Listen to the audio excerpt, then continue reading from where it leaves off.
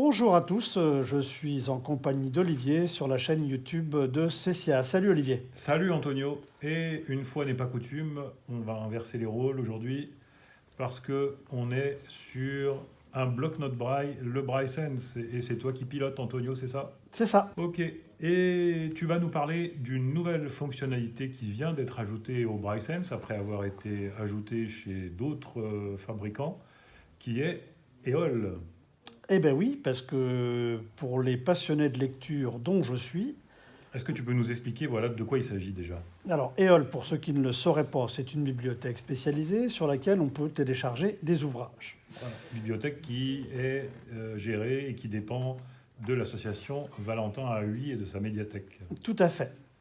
Et en fait, dans cette bibliothèque, vous avez plus de 70 000 ouvrages, alors et peut-être même plus encore, qui sont au format DAISY audio, DAISY Full, qui est donc du DAISY audio et du DAISY texte, et puis aussi en format DAISY voix humaine, parce qu'il y a aussi des ouvrages en voix de synthèse. Et d'habitude, il fallait passer par le PC pour télécharger des bouquins. Là, de plus en plus de fabricants proposent des alternatives et le téléchargement de livres depuis leur appareil. Et c'est ce que je vais vous montrer sur le Braille Sense avec l'application EOL. C'est ça l'idée en effet. Et donc cette application, elle est disponible directement dans le Braille Sense.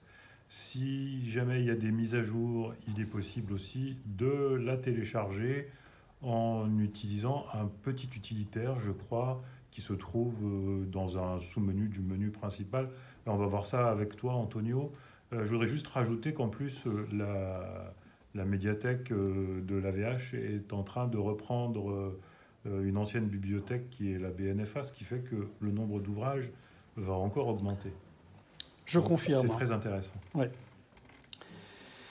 Alors, pour accéder à cette nouvelle fonctionnalité, donc j'ai ici devant moi un Braille Sense Mini.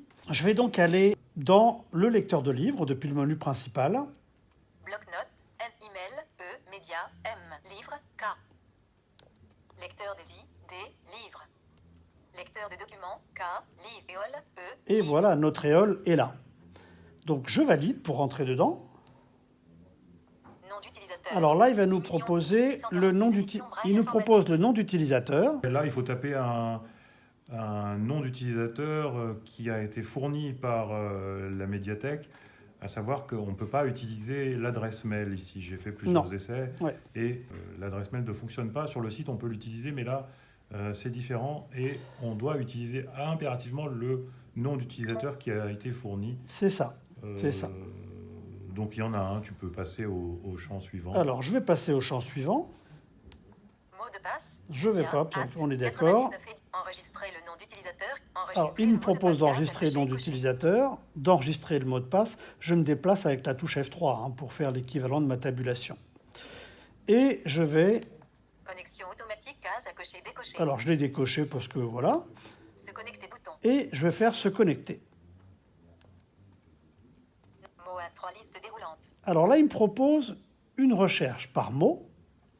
Si je descends, il me propose une recherche par liste et ensuite une recherche par genre. C'est ce que je vais choisir. Ah ouais, on va pouvoir chercher les polars. Par exemple, donc je vais faire F3. Résultat, favori à 2 éléments de liste. Alors je vais choisir tous les genres. Type de recherche, genre 3 listes déroulantes. C'est bien ça. Rechercher, édition. Donc je vais taper un mot. Je vais taper, alors c'est de la... poireau. Voilà. Je valide. Résultat, Allo, Hercule Poirot à 32 éléments de liste. Voilà. Alors effectivement, Allo Hercule Poirot. Si je veux voir le résultat suivant, Les indiscrétions d'Hercule Poirot de 32 éléments de liste.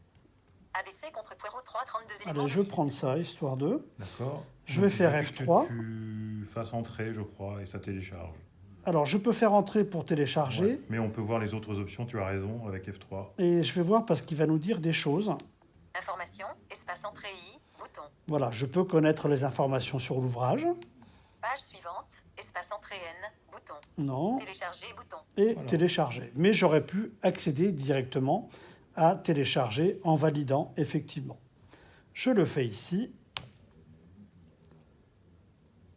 Alors, au niveau du braille, on a des et accents aigus qui apparaissent, qui nous permettent de connaître l'état du téléchargement. Ah oui, c'est une barre de progression. C'est une barre de progression, tout à fait. Alors, ça repart, parce que c'est normal, hein, on est dans du Wi-Fi, mais ça prend un peu de temps, et puis j'ai pas consulté les infos pour savoir combien d'heures ça faisait en lecture, mais il est toujours en cours de téléchargement. Téléchargement terminé. Voilà. Télécharger bouton. Vous êtes prévenu lorsque le téléchargement est terminé. Alors, si je ne vous dis pas de bêtises, il va mettre ce téléchargement dans les livres DAISY. Donc, je vais sortir de là avec mon espace Z Éole, livre. et je vais retourner sur Lecteur de documents, K, lecteur des sur lecteur livre. DAISY. Ouvrir un livre DAISY, boîte de dialogue. ABC, tiré-bas, contre, tiré-bas, poireau dossier à 5 éléments de liste. Donc, oui, Effectivement. c'est bien ça, il est là. Sélectionner ABC, tiré-bas, contre, tiré-bas, poireau dossier à 5 Et éléments de liste. je vais valider. Charge ABC contre poireau. Soit 100%. ABC contre Poirot. Auteur Agatha Christie.